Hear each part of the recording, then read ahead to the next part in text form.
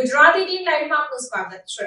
ધોરાજી ખાતે કરબલાના 72 શહીદોની યાદમાં તાજિયા બનાવવાની કામગીરી પૂરજોશમાં ચાલી રહી છે। મુસ્લિમોના પવિત્ર તહેવાર મોહરમ માસ નિમિત્તે કરબલાના 72 શહીદોની યાદમાં કલાત્મક તાજિયા બનાવવાની કામગીરી પૂરજોશમાં ચાલી રહી છે।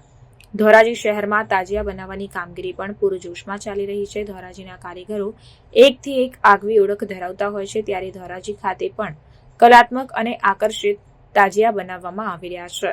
તાજિયા કલાત્મક બનાવવાની કામગીરી સખત 4 થી 5 મહિના રાત દિવસથી ચાલી રહી છે। બારીક કામ કરવામાં આવે છે અને આખરી ઓપ અપાઈ રહ્યો છે।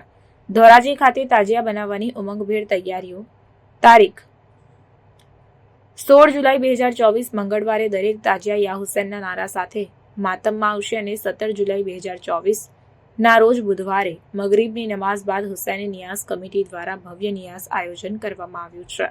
હુસૈની નિયાઝ કમિટીના તમામ વોલેન્ટિયરો ખડે પગે રહેશે અને કલાત્મક તાજિયા બનાવતા કારીગરોને ધોરાજી તમામ મુસ્લિમ સમાજના આગેવાનો ખરે દિલથી બિરદાવી રહ્યા છે। મુસ્લિમમાં મોહરમ માસ ઉજવવા માટે એક ઉમંગ ઉત્સાહ જોવા મળી રહ્યો છે। દરેક ગલી મોહલ્લામાં રંગબેરંગી રોશનીનો શણગાર કરવામાં આવ્યો છે। ખાસ કરીને કરબલાના 72 શહીદોને યાદ કરવામાં આવે છે।